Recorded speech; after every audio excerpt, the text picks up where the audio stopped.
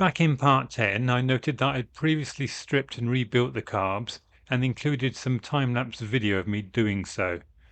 I actually did this back in March 2018, which of course is now over 6 years ago. Since then, I've had the engine up and running a number of times, most recently about 7 months ago as a part of this restoration. And in between those times, the carbs have sat around, sometimes with petrol in, other times empty, so they really could do with pulling apart and checking.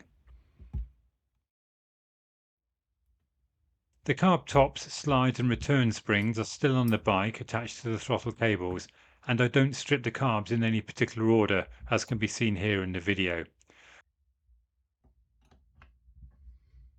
Rather than explain what each part does, I'll run through that as I put this one back together.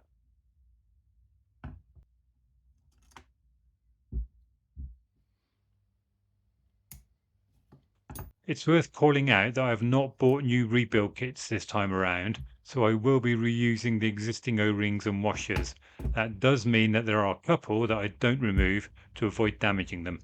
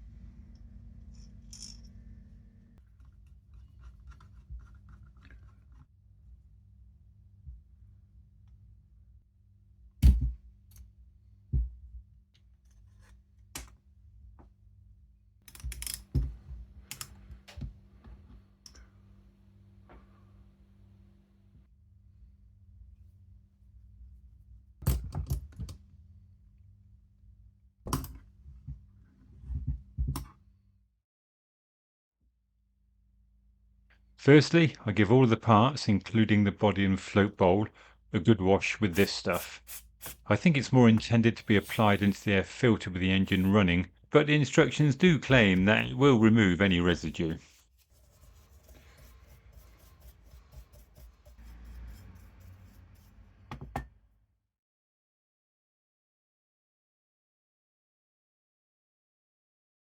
This is the float valve seat, which when screwed into position seals against a small fibre washer that I did not remove.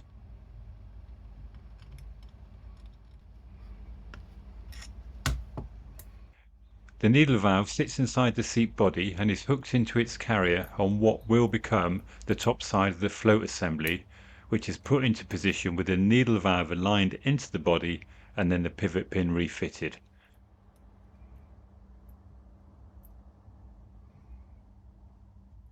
I push this home, but not too hard so as to make it impossible to remove later, as it's not able to work loose in use due to the float bowl.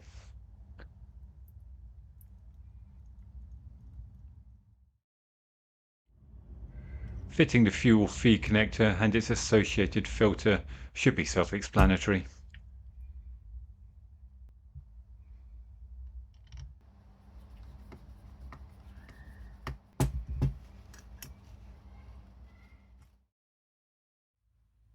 The main jet is mounted into this threaded body that is used to secure the float bowl,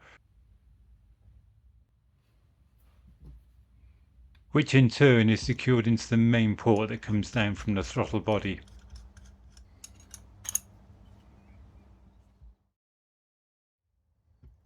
This is the non-return valve in the feed to the accelerator pump.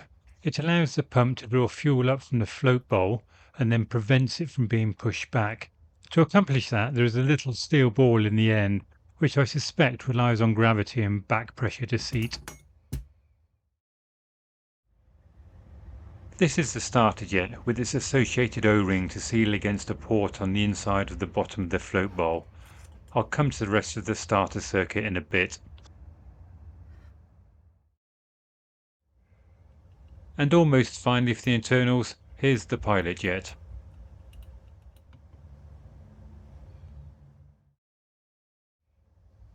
I said almost finally with the pilot jet, as I realised that I forgot to fit the main jet atomizer.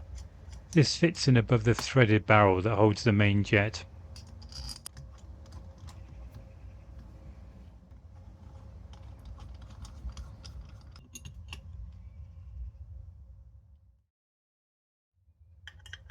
With the internal parts back in place, I refit the float bowl, although this will be coming off again later. The nut is screwed onto the threaded barrel that holds the main jet, as I called out earlier.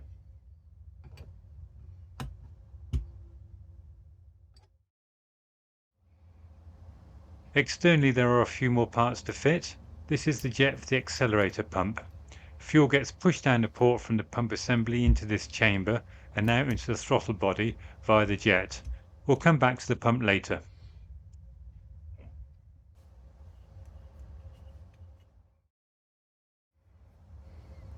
Next is the throttle stop, which sets the lower position of the throttle slide, effectively setting the tick over, which will need to be balanced with the other carb when setting up on the bike. There is an associated spring, washer and sealing O-ring.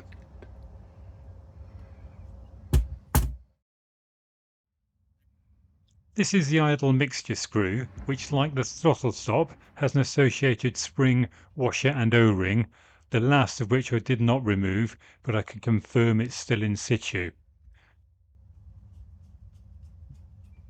For now, I set this at 2.5 turns out after first screwing all the way in.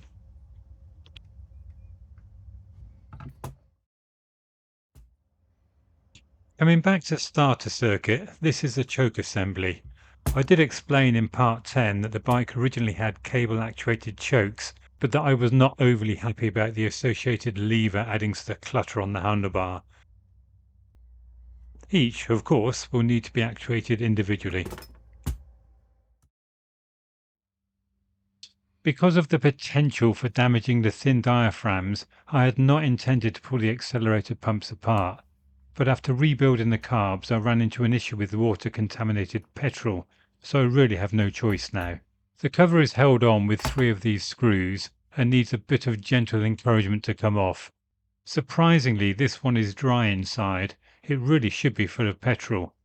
The steel part on the diaphragm is showing evidence of water contamination, but that will be historical rather than my more recent episode.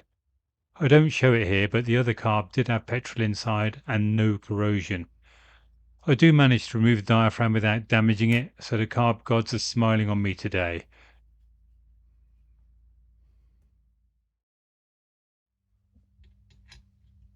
After a good clean out, I put it back together using a little alu slip on the screw threads.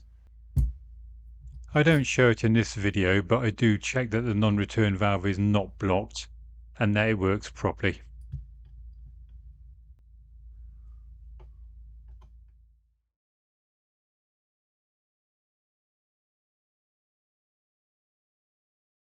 Having fully stripped the carbs, it would be remiss not to check that the floats are set correctly. To do so, the carb needs to be positioned as shown here and the distance between the float bowl face and the bottom of the floats measured. The 2 pieces of bar to the left are just there to stop the carb moving when I put my vernier scale up against it. According to Dellorto, this distance should be set to between 17.5 and 18.5 millimeters for PHF36s. However, like all things internet, browsing around the various forums gives many different settings. Before I make any adjustments, I do check what they were set to, which was 20.5 millimeters. That's a long way off the recommended position. I'll come back to this later, but for now I reset the floats to the Dellorto spec. It's not the easiest thing to do and requires bending this little tab on the float assembly and repeating the measurement.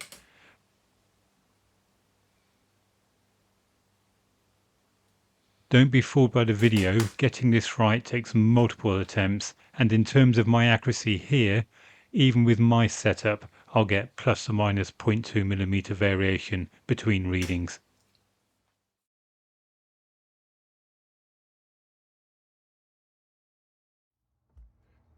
I previously replaced the original vent pipes with this clear stuff, but they're a bit short, so I swapped them out for some longer ones. I've also got the Carbs on the bench.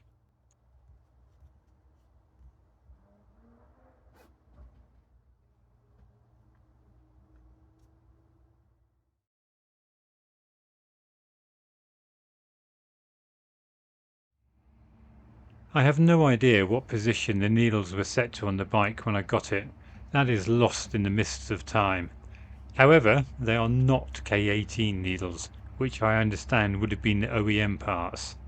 K18s have 4 notches on the top, with the general recommendation that the clip should be fitted into the third from the top. This needle only has 3 notches, so for now I position the clip into the middle one. Of course, I don't check to see if there are any identifying marks on either of them before refitting.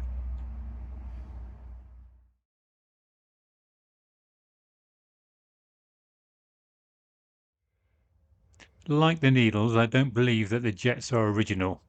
Finding a definitive source for what they should have been is a challenge, but from what I can determine, the OEM main jets should be 115s, minor 145s, and the pilots should be 50s, minor 55s.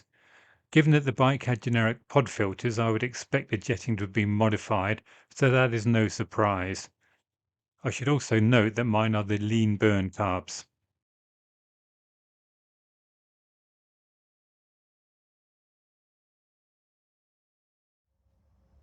Because they look good and sound even better, I have decided to run my bike with open bell mouths.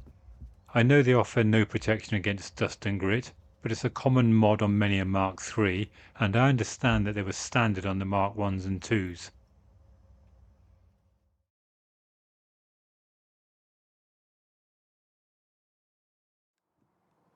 Getting the engine running after the carb rebuilds was a challenge. So much so that I thought that one of the changes I made when rebuilding the carbs, be it the float level, needle position, or swapping out the cheap pod filters for bell mouths, was the cause. This highlights a schoolboy error, that being making multiple changes at one time, and therefore not being able to isolate a given change to the issue.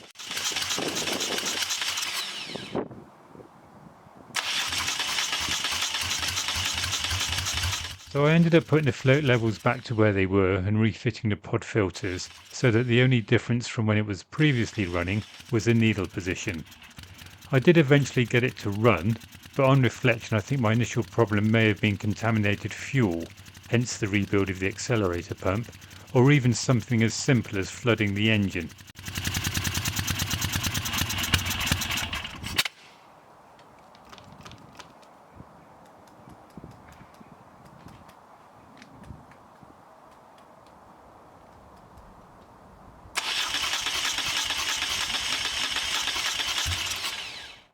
In the video now, I've just refitted the carbs after resetting the float levels to the Dellorto recommendation of 18mm, and I've refitted the bell mouths. And, after some initial hesitation on the right side, she fires up and eventually settles down on a tick over.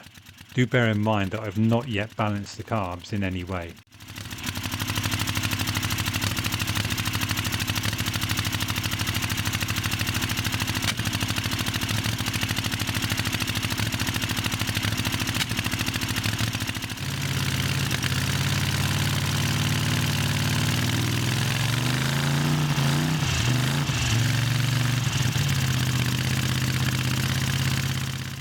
So what next? Well, the carburation is way off, so that's going to take some effort to sort, but I really do need the bike on the road before I can start working on that. And between then and now is that backlog of jobs that I need to finish off. Thanks for watching.